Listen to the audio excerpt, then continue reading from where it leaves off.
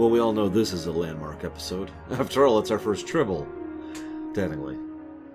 Um, I have to admit, I'm kind of okay with the Tribble being tossed into the reptile, although Hoshi's reaction is hilarious. I'd rather like that. I also like his bit, are they dangerous? No, they're quite harmless.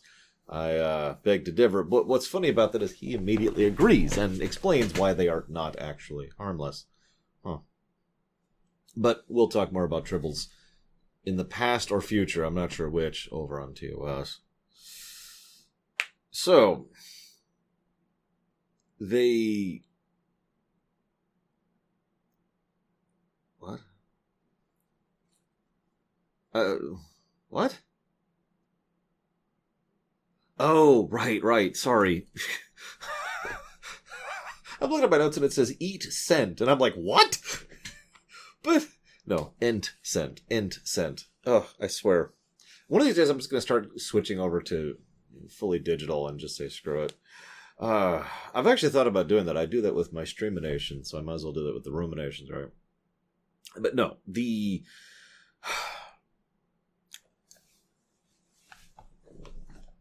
Enterprise has decided to reach out, basically as part of an outreach thing. Denobulans have people here. Can you get them for us? We won't get there in time. Yeah, sure, we got your back. I only point this out because, once again, this episode feels a little bit more suited for Season 1 and the home sector thing. I'm starting to think that maybe that's just Season 2, right? Season 1 was, let's go explore! And then Season 2 is, let's stay home and develop! Because that really feels like the vibe I've been getting, especially recently. You can't tell me this is on accident. Then again, most of Season 1 feels like more like Voyager than Season 2, so I suppose that's relevant as well. But I don't necessarily mean that as an insult. As I've pointed out, I've been enjoying Enterprise way more than I thought I would going back through it. Although there are still episodes like this one. I'm going to go in level with you guys. I wanted to skip several times. I didn't. I did sit and watch the whole episode, but I had to do that thing. I don't know if anybody else has ever done that, where I just pause the episode and I'm like, okay, I need a moment. I am so bored. Okay, quick. Did some exercise, maybe get some dishes done, get some work, get some paperwork. Okay, I'm back. I can finish the episode. And I don't even have a really good way to explain why it was bugging me so much until I realized that it all felt so Disneyland.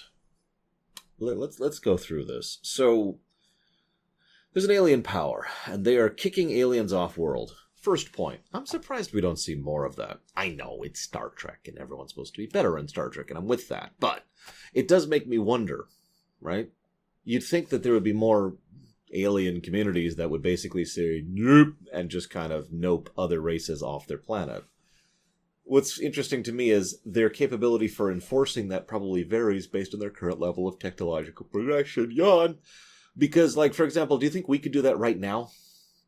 Imagine the Vulcans and the Denobulans and the Targalians and the Kakarians, the Fomorians and the Night Elves, and they all show up and they're like, hey, and humanity's like, no aliens.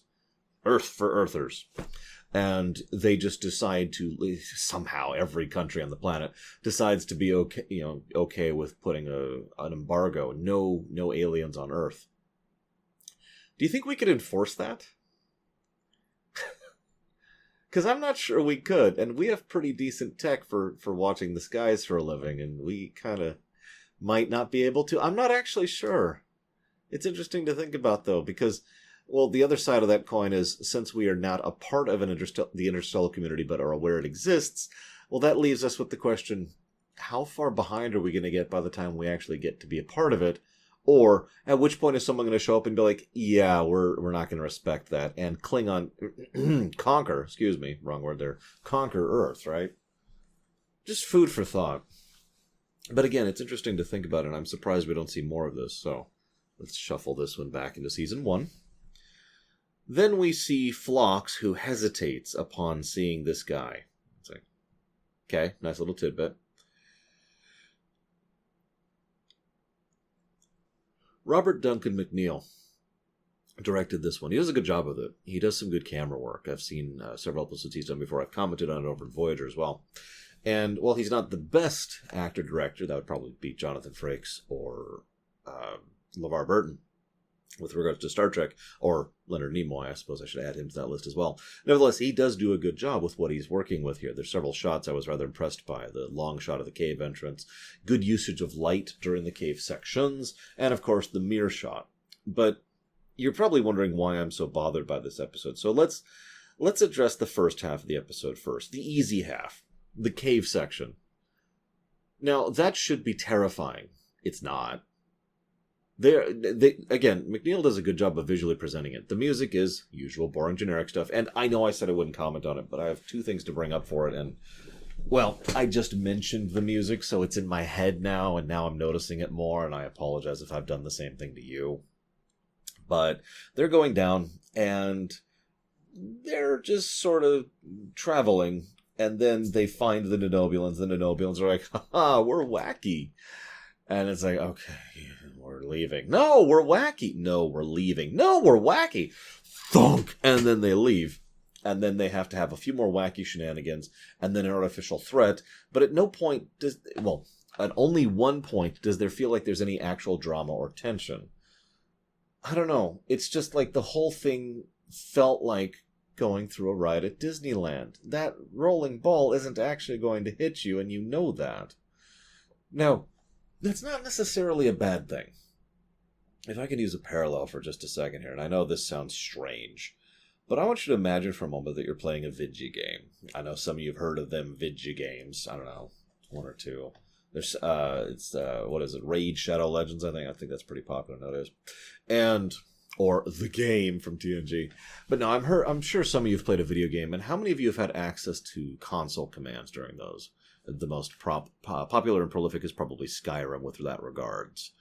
You have the ability to just hit tilde, type in, I don't know the command actually off the top of my head, but turn on invincibility and then turn it off at will. Does having that power at your fingertips diminish your enjoyment of the game by removing the stakes, in short? Now, I know that sounds like a strange thing to comment on. This is something that came up in a recent game review I was covering. I'm not going to mention the game because that'll turn into a whole other discussion. But in that game, one of the things that came up was, whether or not there needs to penalty for failure and punishment for failure and recovery mechanics. And there's a whole thing we could discuss about that. And I swear this is connected to this episode, so just bear with me, okay?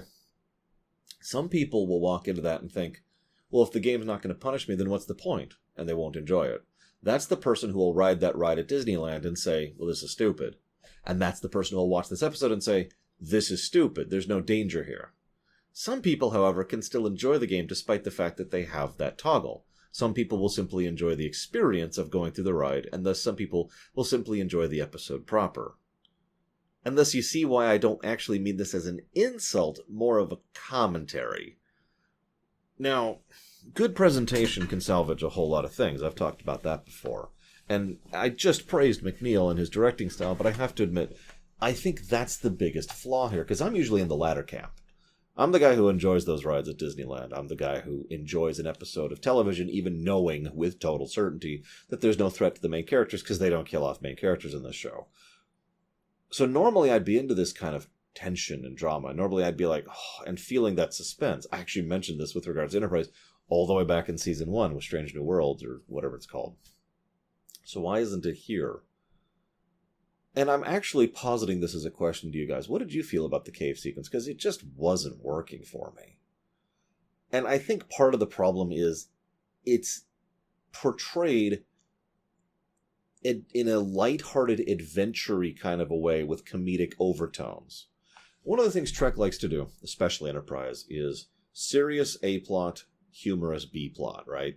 We actually just saw that with, I don't remember the name of the episode right now, but we just covered it, where to Paul's, I'm going to go watch Frankenstein thing, that was the humorous, lighthearted B-plot, and then we had the serious A-plot on top of that. Same formula here.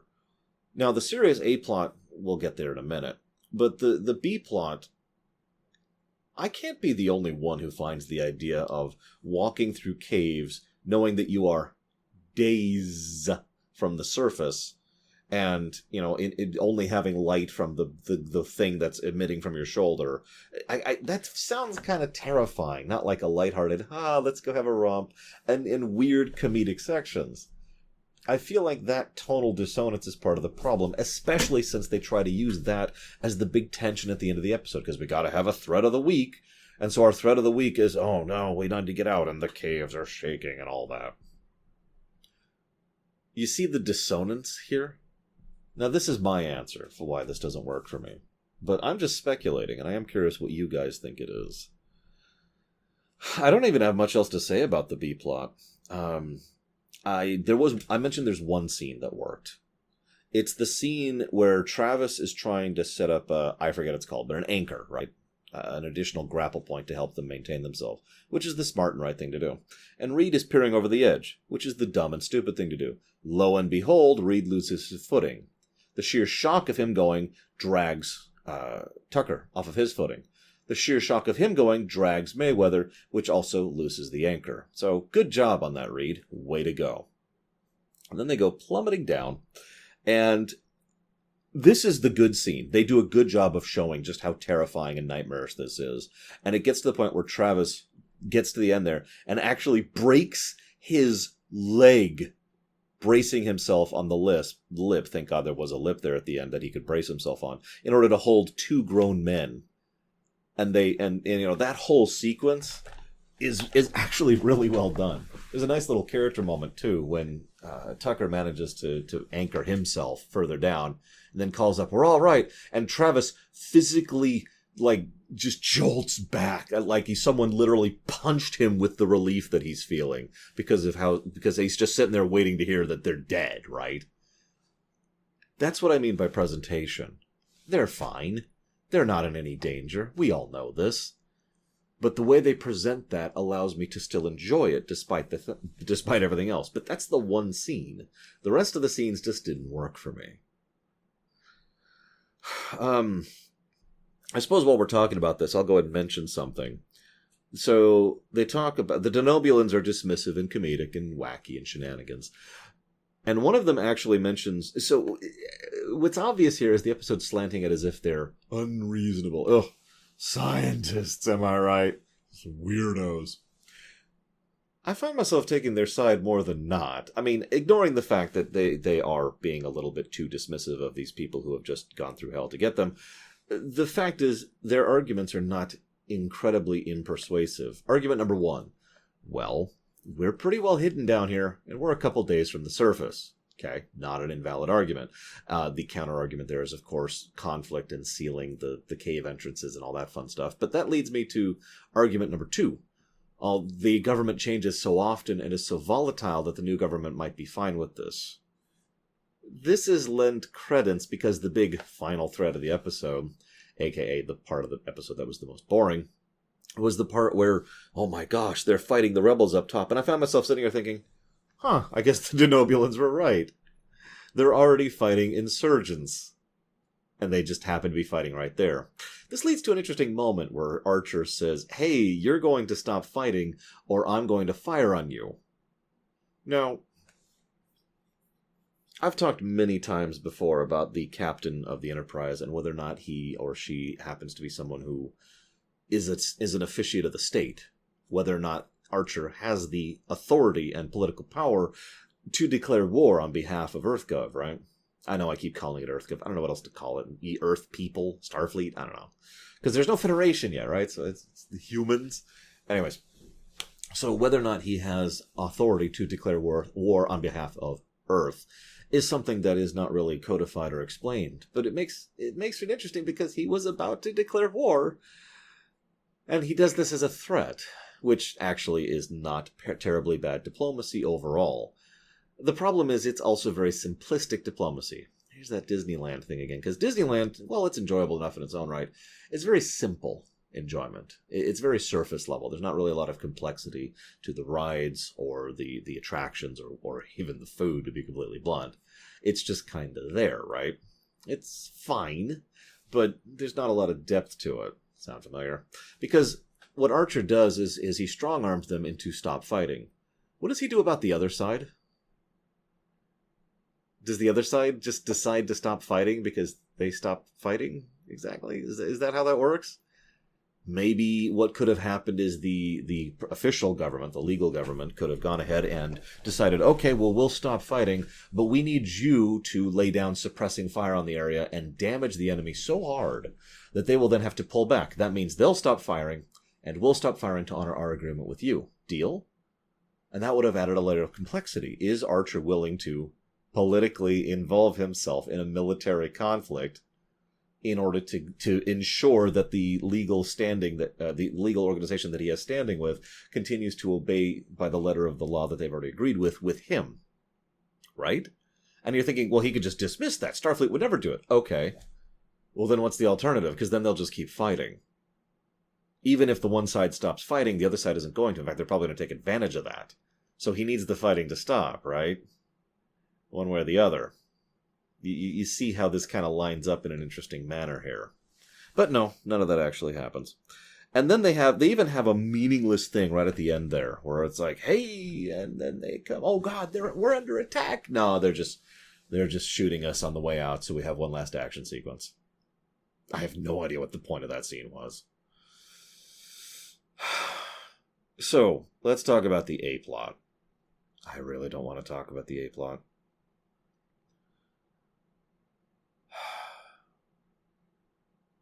So Phlox is automatically hesitant upon seeing him. And yet he exposes himself. You know, he makes sure that the guy knows he's there. He actually walks up to the guy and shows his face just so he knows he's there. I find myself wondering, considering he talks so much about how the two sides have hated each other for years and years and years. Now, the first thing I want to comment on is that Archer speechifies to Phlox. And I quote, if you can help someone, you are ethically bound to do so. That's funny, coming from you, Archer, but also coming from a Starfleet captain. Prime directive, we're walking. I'm not going to retread this ground again. I just wanted to comment on it while we're here.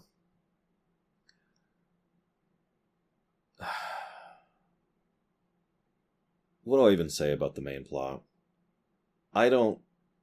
I have only one thing that even comes close to this type of bias and prejudice, and it's something I fight against all the time. I'll even tell you it's against cops. I'll be honest about that.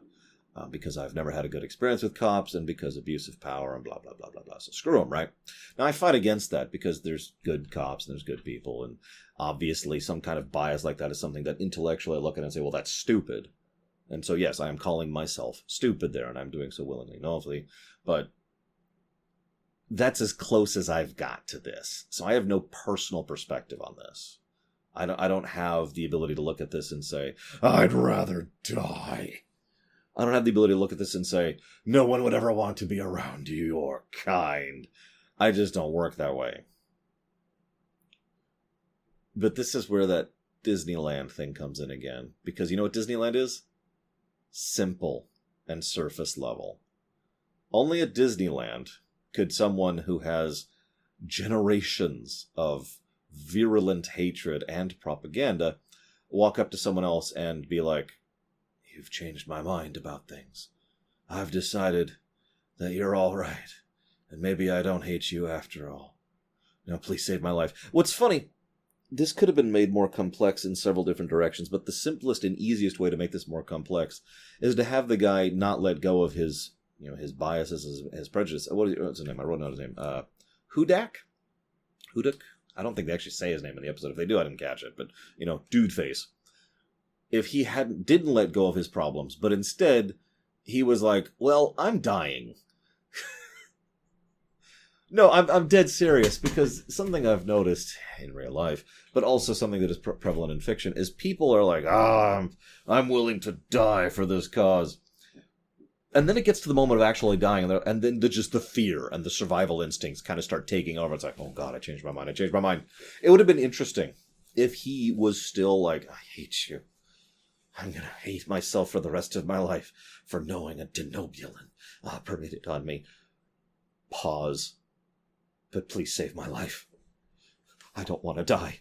Because while that's not exactly a good ending, it is more of a nuanced ending, and it does show that at least he's willing to bypass it in an extreme circumstance. And then you could have had the denouement with the other Denobulans are going to be on your ship, and he could have been like, I'll give them a wide berth.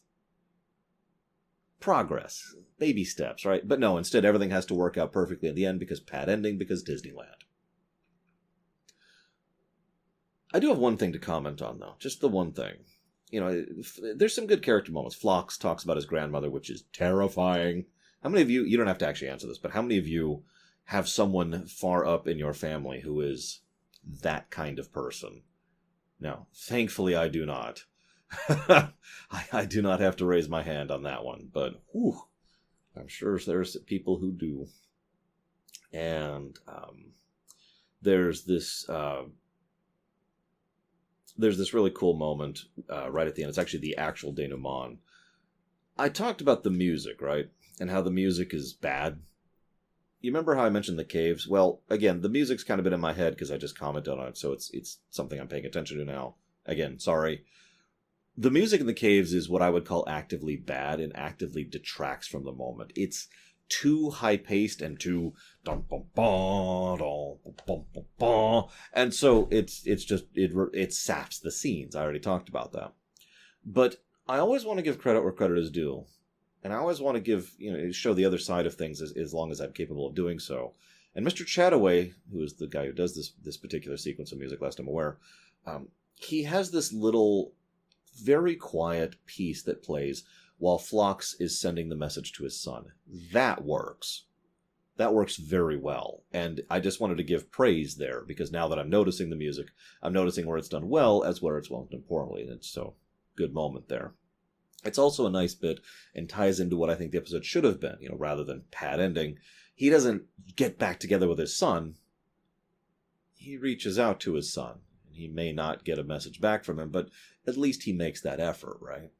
Just maybe? No, okay.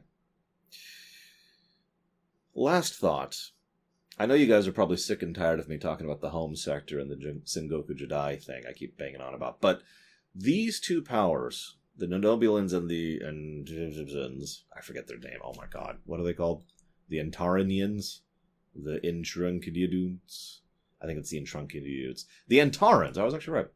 The Denobulans and the Antarans have been in military conflict, despite being alien races across space, for over 300 years. Something, I wrote it down here, and I forgot to do the math because I'm an idiot. This episode occurs in 21-something. 2135, I want to say. Of course, apparently I didn't write it down, so that's whatever. But this occurs in the 22nd century, right? So, 21 to 20 to 19 to 18. I'm just really running you through this. I want you to imagine that these people have been fighting this space battle between each other since the 1800s, or I guess 1900s. No, 1800s is right. Like the 1830s. Really put that into your mind. Really process that. Now, this isn't actually me complaining about the 10,000 year thing, believe it or not, because this actually makes sense, because the whole sector's been in stasis for centuries, because Sengoku Jidai. No one's been allowed to progress, or really expand or develop, because all of them have been sitting and staring at each other with guns for centuries. This actually just continues to make my point for me. I'm starting to think someone on the writing staff actually had the same general idea and just kept sliding notes like that into the scripts to emphasize this. I wonder if it was ever supposed to be a plot point when the Romulan War started. More likely, if I'm being honest, what it probably is it's trying to adhere to the Star Trek ideal by making humans the saviors of the galaxy. No, really. I mean, I say that dismissively, but you've seen Star Trek, right? Humans are special. Humans are the glue that keeps the galaxy together. This is Star Trek's point, that we have evolved better and beyond, and that we are the Golden Boys and the Ubermenches and the super people and all sorts of fun, wonderful stuff like that, right? Like, that's deliberate. We know this. So that's probably what's actually being deliberately done here, is that everything sucked for centuries and then humans showed up and saved everyone because they're humans. Now, anybody who's been paying attention to the Star Trek Rewrite Project, which at this point was over a year ago, that we were starting the Enterprise stuff, you may notice I kept the same general thread. The only thing I changed was that instead of humans being, the great saviors of everything, I just made them a new faction. A new player on the board. The idea being that any new player on the board might have been able to change things in such a sufficient way if the right circumstances happened, like, say, bumbling into an ally, which is what humanity did. So instead of humanity being saviors of everything, they're just the new kids on the block, and so the rules don't apply quite the same, and so things start to change. And once things start to change, well, snowball effect, right? And that, again, has historical precedence. Just the way I look at it. As always, I'm curious of your guys' thoughts. And I will be seeing you guys... Wait, that's the next episode?